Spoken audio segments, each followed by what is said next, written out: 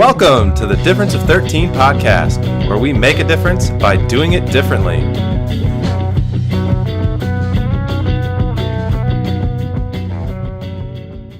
Welcome to the Difference of 13. Today we have Bobby Prengle joining us. He's our most recent addition to the physical therapy team. Welcome.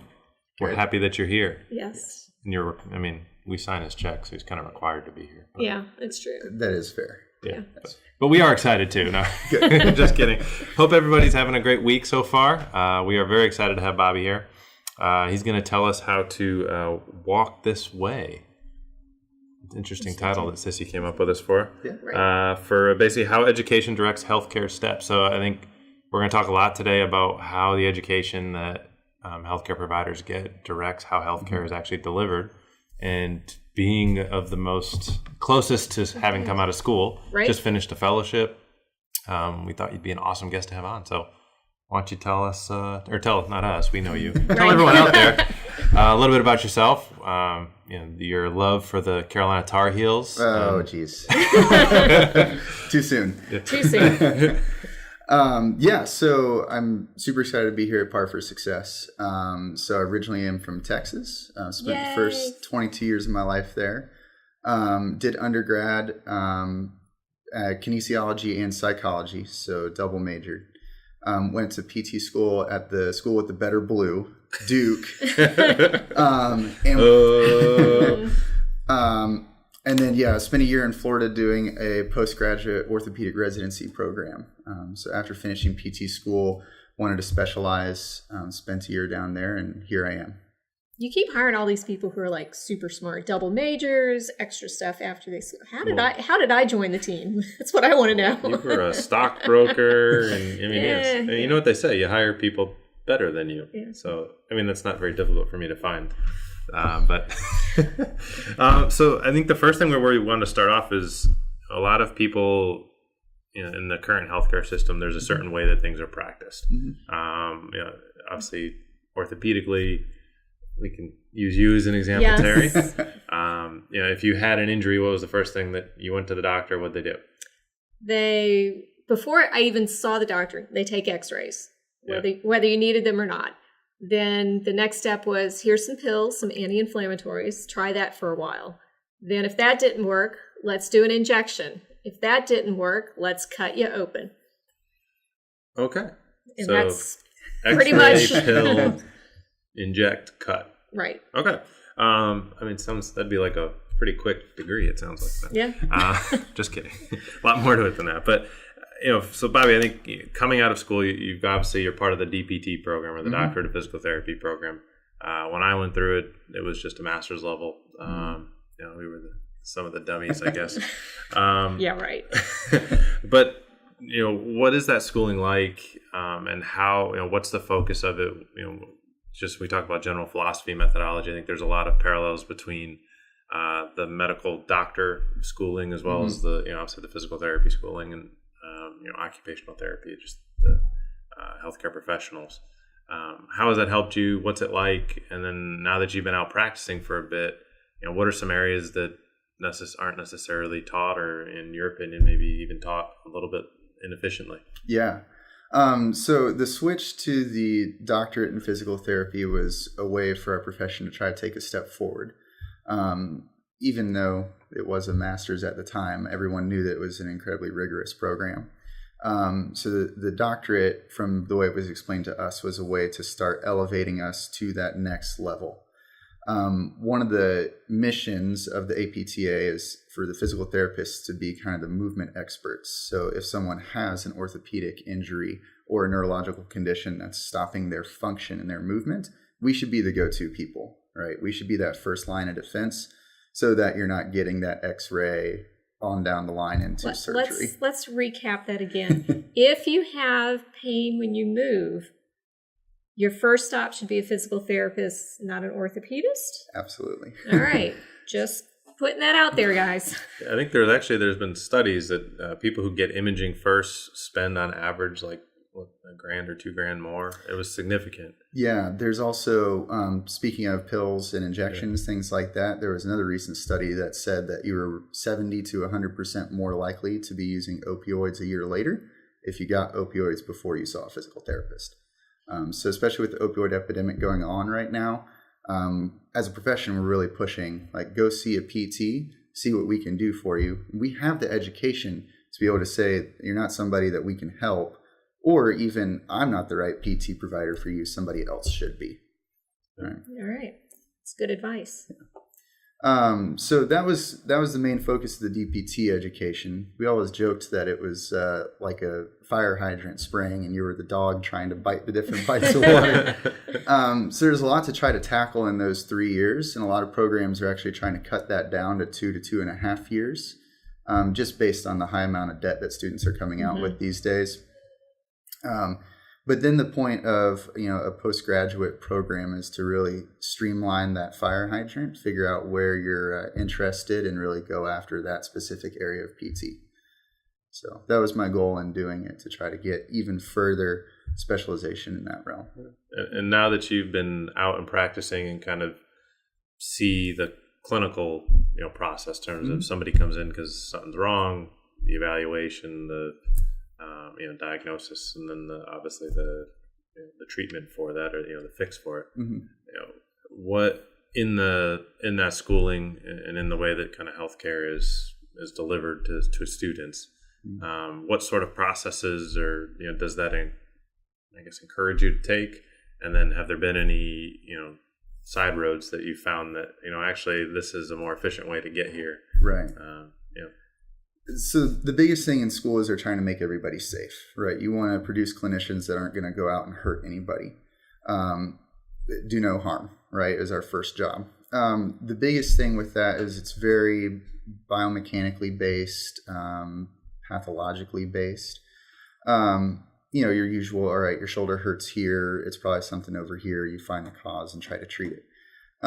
Something that is becoming more and more popular, especially with folks that are going through chronic conditions or having issues for very long periods of time, is that model might not work very well. So one of the things I feel like that Duke and my residency program both prepared me really well for was those chronic situations where there is a lot of psychology involved. So something else aside from just your anatomy and biomechanics is going on. And trying to treat the whole person, not just that shoulder. That was one thing I was very proud of Duke doing. And one of the reasons I chose their program was we actually did have a very robust patient communication part of our curriculum, which is not something that's standard across schools, but which really should be. How do you get to know your patient on a different level than just you're a person with shoulder pain? How do you connect with different people and kind of mold your style to them? So I think that's something that's becoming more popular in schooling, but I still don't think is quite emphasized enough. So is that like sort of like emotional intelligence type training kind of thing? Yeah. Yep. Okay. Yep. It mirrored a lot of the social psychology work that I did in undergrad. Okay. Yeah. Cool. So, and then, now that you've been out and seeing people, any areas that you felt like, I'm assuming you were, image structure pain model was kind of what's taught. Yeah. That's pretty classic. Have there been cases where that doesn't necessarily apply, or where that would be an inefficient way to approach somebody? Yeah, absolutely. And I think part of it is figuring out when that doesn't apply, and then realizing, okay, something else is probably going on. What is that, and how do we address that in a different way? So, Terry, I think you're a great example of that. Right? I love being a great example.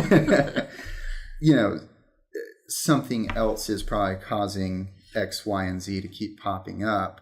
But again, at some point, there's not enough time in those 3 years, even in a DPT program, to address all that stuff. So it takes some time getting out into the field and getting that big library of cases to help you see all of that.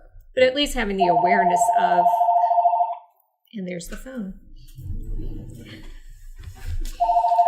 Sorry, Caleb. Thanks for calling Power of Success. This is Chris.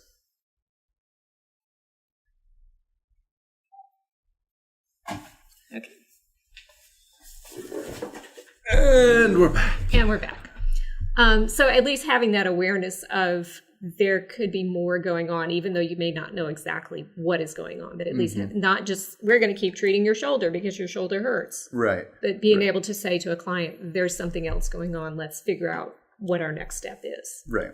Right. And then having the resources to be able to say, like, I might not know what it is right now, but I'm going to go find it out. Right. And so that was a large part of school as well, is we can't give you all of the answers, but we want to teach you at least how to think and how to find those answers. So I think that's the big thing too when you're looking for a provider, is not just seeing, okay, they're a doctor or they're a PT or a DPT versus a master's, but looking at the experience and who have they gotten to work with, and where has their experience come from. I think all of that's almost more valuable. I think as a therapist, I totally agree. Schooling is how to think, where to find information, don't kill anyone. That's helpful. And then I think really like your first 2 years out, to me, that was where I learned the most. But without that foundational understanding and setting from the schooling, it's funny, you come out, you think, okay, I'm a licensed therapist, and you get out and you realize, holy cow, I don't know a thing what I'm doing. Let's try this. Okay, let's try that. I think that would make sense based on what I know anatomy-wise. Right. Yeah. And you're constantly learning, you're constantly evolving. And I think, talking about continuing ed before and just that's where the true good clinicians, the great doctors come from, is a lot of that postgraduate experience and education. Right. Yeah. My son's pediatrician, I mean, he was a baby.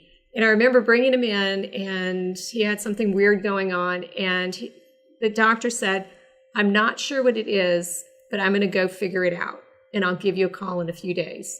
And I instantly had so much more respect for him in that moment, because he could have said, oh, it's a virus, it's whatever. And I would have just believed him and moved on. But I respected him for saying, I don't know everything, but I'm going to find out. And we did eventually come to the source of the problem, and it was all good. But he was a fairly young pediatrician out of school, and I liked that he didn't think he had all the answers. Yeah. I think one of the topics that Sissy had in here was talking about and I think it ties in nicely with the communications class that you took, and you talk about bedside manner and the different patients that you may have. Wow, and, some people.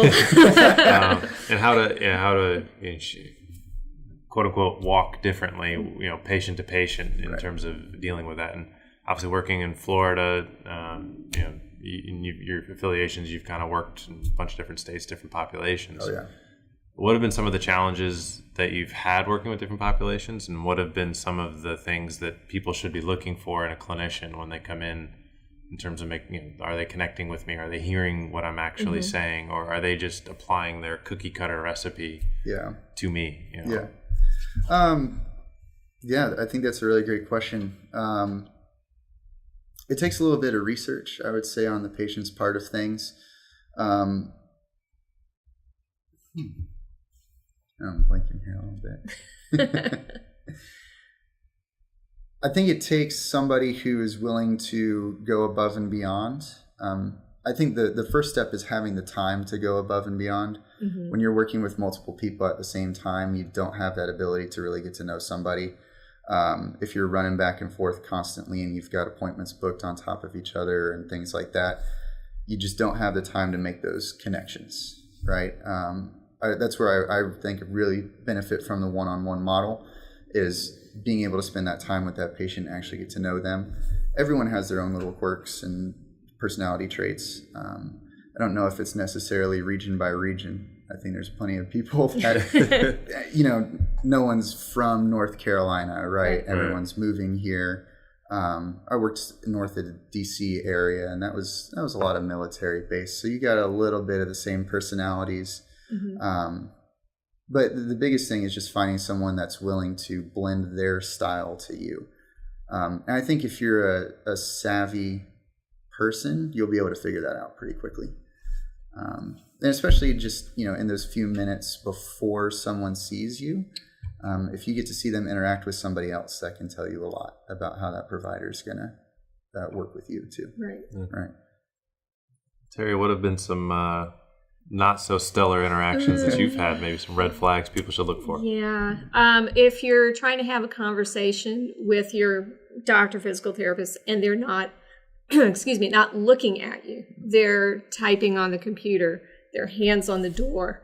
I want to feel like I'm there because I'm in pain, I'm having a problem. I want them to be focused on me and not their mind somewhere else.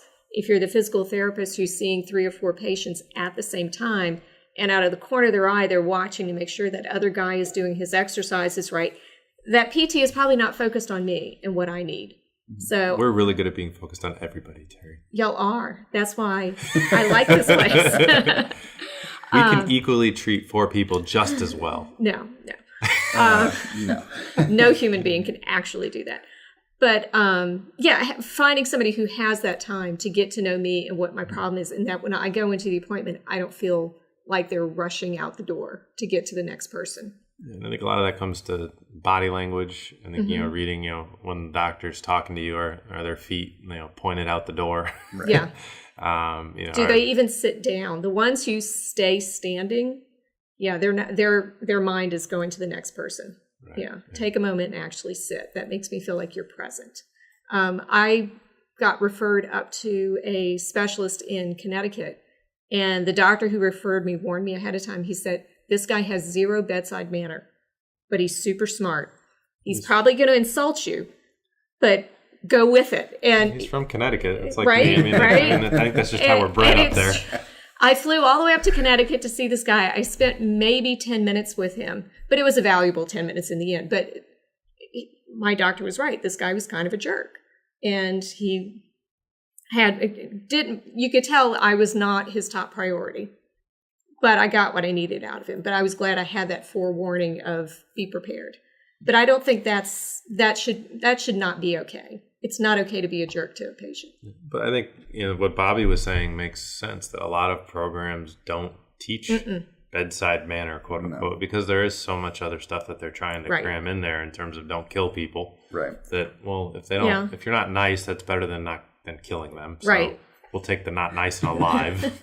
And that was my kind of my goal with that trip. I went up there, excuse me, specifically to get information from him. So I wasn't looking for someone to hold my hand and be nice to me.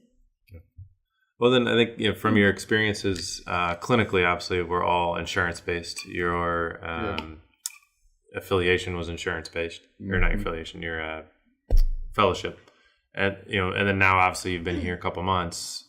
You're helping us get our second location up and running. Yeah. You're having a fun taste of marketing and client acquisition. They do not teach that in school, which I pull my hair out at. Operations, marketing, you get to do it all. We got a class on billing and coding, but nothing on... That's not going to help you in the direct pay cash world. No.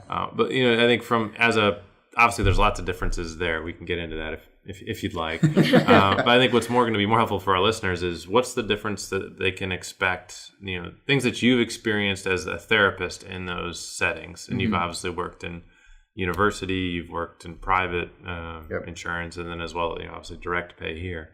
What have been some of the differences that you've seen or nuances in each of those systems that, just to give people a heads up of kind of what to expect? Yeah. I think the biggest difference is that one-on-one time and just the ability of the therapist to be available for you.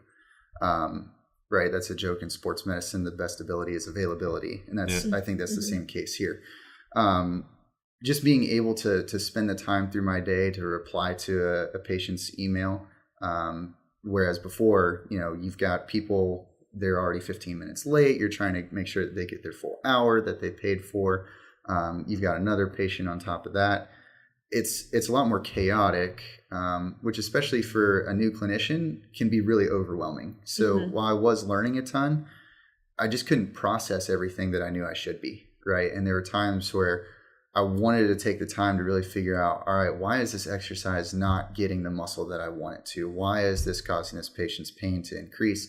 You just don't have the ability to do that. So getting that hour long or 30 minutes one-on-one time where it's just that one person with your therapist, just such a big difference. I feel like in my ability to confidently say, like, I know what's going on here. And I know that I have the ability to investigate further if I need to. I think the other thing too is seeing the same person over and over again. And even if, say I get someone from your schedule or Ted's schedule, right? We've got that really open line of communication. I know exactly everything that's going on. Whereas at a place that might have float therapists that come in and do an evaluation, I might never see that therapist again, and I'm trying to decipher what's going on. Yeah. And what's a float therapist? So a float therapist is someone that comes in. So say I wanted to take a day off, there would be a float therapist that would fill my schedule, so that those patients could still be seen that day, just not by me because I wasn't there.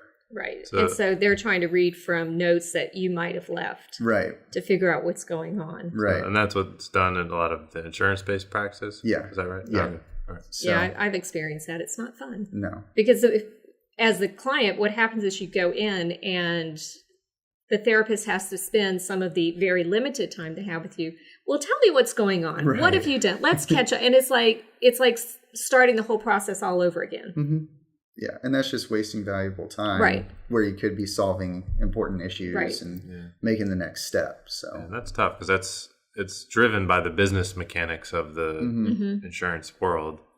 Because they still get to bill for a visit, even though I, as the patient, may have not actually the efficiency of the visit gotten was anything out of it. less. Well, yeah, and here we do rounds every Right. couple of weeks where you guys all get together and you talk about the different patients of what's going on with them, and it's a nice opportunity to bounce ideas off of each other, as well as sort of keep you abreast of what's going on with everybody in else. case somebody does need to be seen from a schedule standpoint. But even, Right. I mean, We try not to do it, but sometimes it happens. It probably happens maybe once a month. Yeah. Somebody sees someone else just to help out. But yeah, but that's a much more regular occurrence. Oh, yeah. Yeah. So okay, so that's one big difference is not getting to see the same therapist a lot. Any other differences in terms of when a client is evaluating what therapy practice they want to go to, in terms of the operations of their experience? I think taking a look at the whole operation is important too, right? There's a huge difference with talking to someone here. You're doing a cold call to try to figure out if this is the right place for you, or maybe someone recommended you to go see this place, right? For a lot of insurance-based places, when you call the company up, you're not going to get someone who's very knowledgeable in terms of answering what questions you might have. Whether that's, I have this issue going on. Have you guys seen this before? Is this something that you work with on a regular basis? How can you help me? Usually they're not going to have that type of information. You're going to have to try to pass it on to a therapist, but since that therapist is probably insanely busy throughout the day, they're not going to have the time to get back to you. Whereas here we have knowledgeable people who understand our process and who will probably be able to answer some questions for you. And beyond that, we have the availability to then give you a call back and say, oh yeah, I've seen this before. Sounds like something we can certainly help you out with. Here's what we do.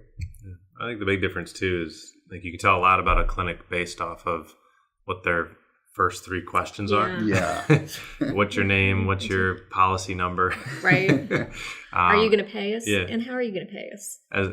As opposed to, hey, what's your name? What'd you do? Oh my gosh, how'd that happen? Or, Right. How long has this been going on? What aren't you able to do? Oh, that's, and I think actually starting a relationship from that first conversation, again, a lot of that comes to the mechanics of the business setting, and that direct pay or, cash, a lot of it makes it a bit easier to be focused on the patient and be focused on the person's story, and not necessarily, have 3 calls waiting, from, just the puppy mill of, of orthos or doctors, just sending people over just because that's part of the insurance process. Right.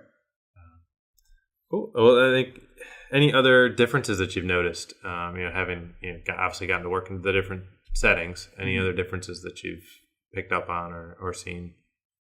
I think this is a much more relaxed environment.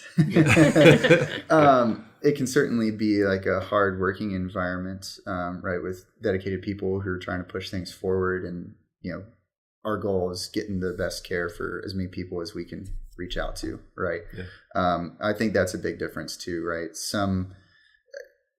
The big clinics that are just running people through all the time, they don't you get burned out real quick, right? And that's something that's really scary for a lot of the new students coming out.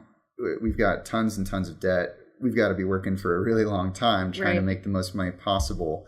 But at the same time, I feel like this generation of PTs is really, really dedicated to getting people better, right? I see a ton of professional advocacy coming from this group.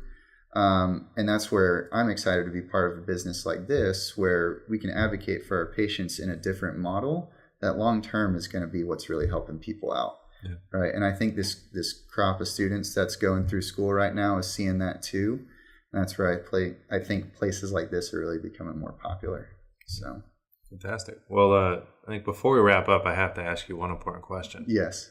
Who wins the Duke Carolina basketball series this year? I think Duke, if we can get a big guy to get rebounds and play some defense, has a chance to be a Final Four team. Prediction Central, ladies and gentlemen. We'll see what happens. Final Four in March. We will see. All right. And we have this on tape, so we can hold it against you. That's totally fine. Not that tapes anymore, Terry. It's okay, whatever. It's being recorded. We have this on digital storage. All right? Is that good? It's on the cloud. It is. Do you know what the cloud is, Terry? Yes, I know what the cloud is. Okay. Not the ones in the sky. Right. Okay. And who is the one who is always relied upon to organize all the tech for these things? This is true. Right? So either you're really knowledgeable or our processes are flawed. I don't know. I think the process is flawed. Cool. Well, thanks for hanging out with us today, guys. Bobby, thanks so much for coming on. I'm sure we'll have you on again at some point. Yes. You are an amazing addition to our team. Love having you here. And as always, guys, follow us on Facebook. Facebook? I don't know what I said Facebook for, but yeah, we're on Facebook too. Facebook, Instagram. That's the two places you guys can get a hold of us. Obviously, 5 stars, 2 thumbs up on YouTube, wherever you get your podcasts. Leave us comments. Yeah, comments too. Tell us what you think, what you want to know. Yeah, any suggestions for topics? How much more you want to hear Terry talk instead of me? Yeah. She would love that. But thanks again. I hope everybody has a great week, and we look forward to talking with you next week. Bye.